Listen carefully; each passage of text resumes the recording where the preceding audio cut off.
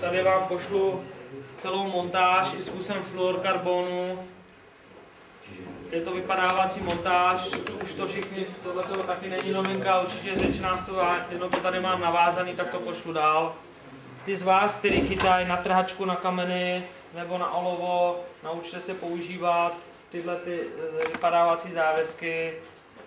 Je to velké usnadnění práce, urychlení montáží, urychlení, když vyvážíte, nadáváte na to kámen, je to lepší, než dávat na gumičky, tak jak jste byli doposavad zvyklí. Předposlední věc, kterou tady mám, kterou vám chci ukázat, je tady ta kotvička. Hrozně rád to rybářům, kaprařům ukazuju. Tvrdím, že tato věc by měla být povinnou součástí výbavy každého dobrýho kapraře, protože určitě se vám to stalo a ještě se vám to stane nám všem. Zdoláváte rybu a najednou vám ryba zajede do vásky. Co vy uděláte? Vy přijedete k té rybě, vezmete průst, strčíte špičku pod vodu a zkusíte to různě vymotávat, ale v drtivé většině případů o tu rybu přijdete. Prostě ta ryba je tam uvázlá ve starých vlastcích nebo pod nějakou větví a nakonec vám nezbyde nic jiného, než to vzít a urvat celou tu montáž.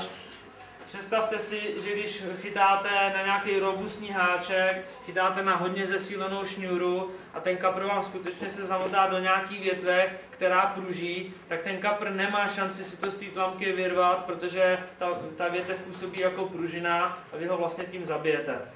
Od toho je tady ten výrobek, který se původně používal na vyprošťování wobblerů, ale my jsme tam našli ten důvod, který tady teď řeknu, že se touhletou věcičkou dá zachránit spoustu kaprů, dokážete z vázek vydolovat určitě 50% všech ryb, který vám uváznou v nějaký vázce. Někdy se mi stalo, že jsem za tu výpravu dostal všechny ryby z vázky, že jsem o žádnou nepřišel. Funguje to tak, že máte tu karabinu, je to opatřený trojhákama, kde jsou už štíplý špičky a tady je zámeček na pružinku. Modelová situace, prut, vlasec a ten vlasec mi jde někam dolů do vody, do nějaké vásky. Já mám tohle v lodi, vezmu si ten kmenový vlasec, otevřu ten zámek, prostrčím vlasec do té karabiny, pustím a už jenom tohleto spouštím, je tam 20 metrů provázku, takže dostatečně velké množství a ono mi to podle toho vlasce sjede přímo až přesně na místo, kde ten kapr je uvázlý pod nějakou větví. Velmi často jsou to staré šňůry a vlasce.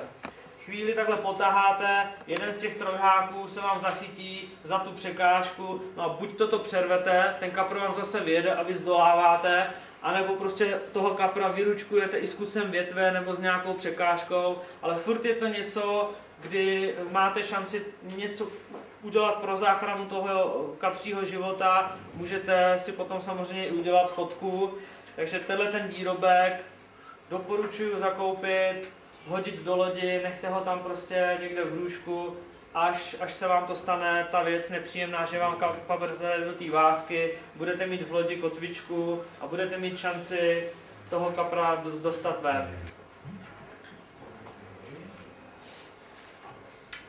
Poslední věc, kterou tady představím jako absolutní novinku, je tady ten klenot.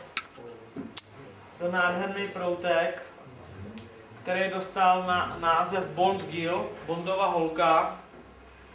Pochází od Alastar Bonda. Původně se tyhle pruty prodávaly pod značkou Roda Hutchinsona. Všichni kapraři vědí, kdo to Rod Hutchinson byl. Pan Alastar Bond byl hlavním stavitelem prutů pro pana Hutchinsona. Jelikož Hutchinson skončil, tak Alastar Bond hledal jiné jméno, který by neslo název, který by si podepsal na pruty. Toho člověka našel, je to Leon Judenhike, je to celosvětová kaprařská celebrita, znáte ho z časopisů, teď začíná víc a víc jezdit do Čech na různý show. Pruty, tyhle ty pruty Jak jsem říkal, dřív pod jménem Rod Hutchinson se prodávaly jako Enigmy nebo Dreammakery.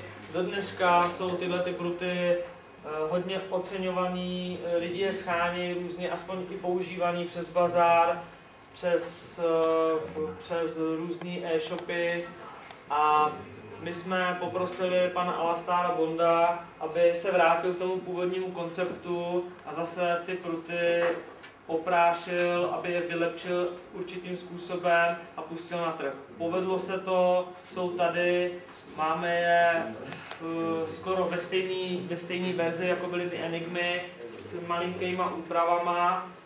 Tady ukážu model v korku. Máme samozřejmě i modely v Duplonu, teď o přestávce, kdo budete chtít, tak na chodbě si je můžete půjčit, tam jsou trošku vyšší stropy.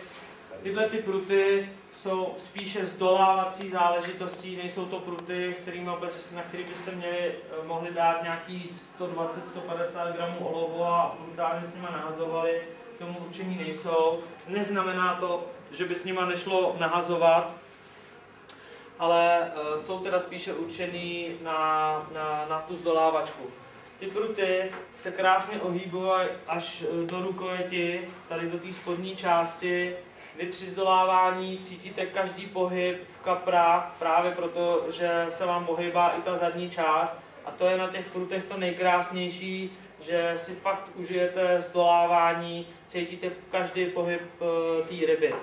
Já tvrdím, že když toho kapra prostě zdoláváte, je to vohlý, tak to zabírání, to ocasní ploutví se vám přes ten prut přenáší do ruky, do ramena, do srdce, do hlavy a pak do rozkroku.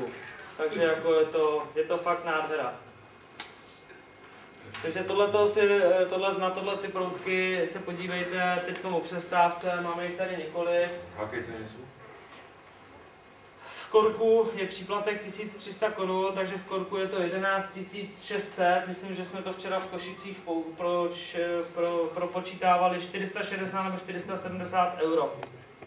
Ten korek je jenom pocitová záležitost, někdo chce mít do ruky něco teplejšího, někdo zase chce v Duplonu, aby si ten korek nezašpinil, nezačernil, je to jenom na tom pocitu toho rybáře, jinak jsou ty pruty stejný. V korku teda ty pruty mají 7 oček, takže mají ještě větší parabolu a v Duplonu mají jenom 6 oček, ale jinak se chovají hodně stejně, hodně příjemně.